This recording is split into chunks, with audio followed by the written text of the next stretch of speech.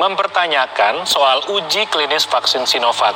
Saat ini 1,2 juta vaksin telah tiba di tanah air dan masih dalam uji tahap 3 di BPOM.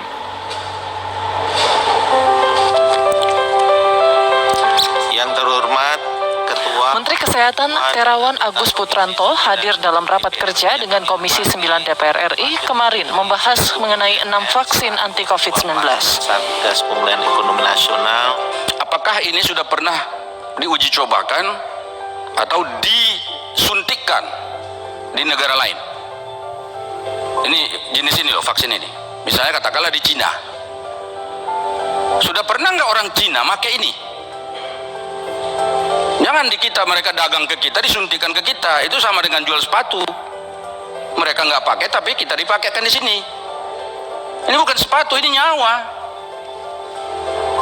Ya kan? Sudah pernah nggak dipakai di Brasil? Tadi Pak Nur Yasin menyebut dari Kompas lagi sumbernya Brasil sudah nolak resmi Sinovac. Apa satu lagi Pak tadi? Brasil, Turki nolak. Ya kan? Kemudian kita sekarang mau pakai. Nah, kemudian yang berikutnya pertanyaannya adalah ini seednya dari mana sebetulnya? Seed itu apa namanya itu? Sumber apa itu? Ya, kalau peneliti ngerti maksudnya itu. Sumber vaksin itu apa, asalnya dari mana ini dibuat? Apakah orang Cina atau vaksin yang apa, virus yang ada di Cina dilemahkan, atau virus yang ada di Indonesia sudah ketemu di Bandung terus dibawa ke Cina diproduksi jadi vaksin? Ini perlu penjelasan ini.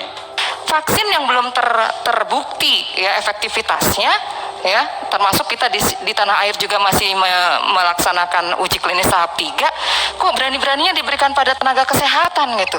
Kalau kemudian dampaknya ini yang tadi saya sebutkan, naudzubillah min dzalik gitu ya, mencetak tenaga kesehatan baik dokter dan perawat ini bukan waktu yang sebentar, perlu waktu yang lama, proses yang panjang seperti itu. Sehingga hal seperti ini seharusnya bisa dijelaskan oleh pemerintah, begitu ya. Saya seringkali mendapatkan tanggapan sinis dari masyarakat yang apatis. Ya kalau memang belum pasti keamanannya, efektivitasnya, kebermanfaatannya, ya yang bikin keputusan aja duluan yang disuntik gitu. Nanti kalau hasilnya bagus baru rakyat. Sejumlah fraksi mempertanyakan uji klinis vaksin tersebut. Menkes menjelaskan pemerintah menganggarkan biaya sebesar 638 miliar untuk 3 juta vaksin Sinovac yang datang secara 2 tahap.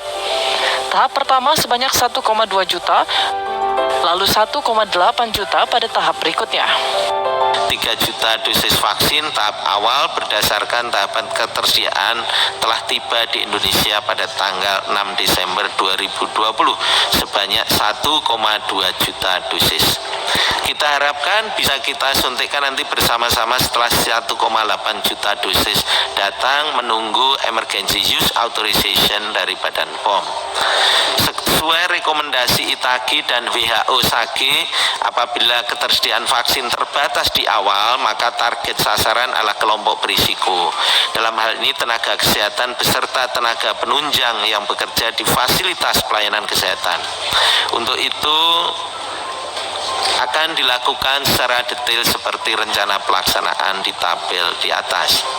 Mempertimbangkan kemasan vaksin dalam bentuk single dose vial dan pemberian sebanyak 2 dosis per orang dengan interval pemberian adalah 14 hari, ada jarak dosis pertama ke dosis kedua, maka diperlukan kehati-hatian dan diperlukan terus dilakukan simulasi supaya dapat dikurangi adanya kesalahan atau miss pemberian vaksinasi tersebut.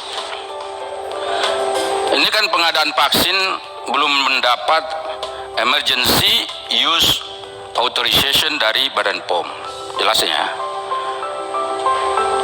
Tetapi anehnya, barangnya sudah ada di Indonesia, udah dibeli. DP-nya berapa coba? 80%. Nanti soal DP mau saya tanya lagi, itu berapa sih DP itu? 80% itu bukan DP, bayar lunas itu sebenarnya. Nah, pertanyaan saya gini, ini emergency use authorization-nya belum keluar, tapi barangnya sudah ada. Pertanyaan krusialnya adalah, jika nanti ternyata Badan POM memutuskan ini tidak layak, atau katakanlah tidak mau mengeluarkan emergency use authorization, ini barang mau diapakan? sedekah kan ini. Ya enggak kan, kalau barang yang lain tuh udahlah nggak bisa pakai, udahlah sedekahin aja sama orang yang bisa pakai. Ini nggak bisa, orang nggak dia emergency use authorization-nya, enggak kok. 1,2 juta vaksin Sinovac yang tiba di Indonesia 6 Desember lalu sedang dalam evaluasi oleh Badan Pengawas Obat dan Makanan untuk mendapatkan izin penggunaan darurat.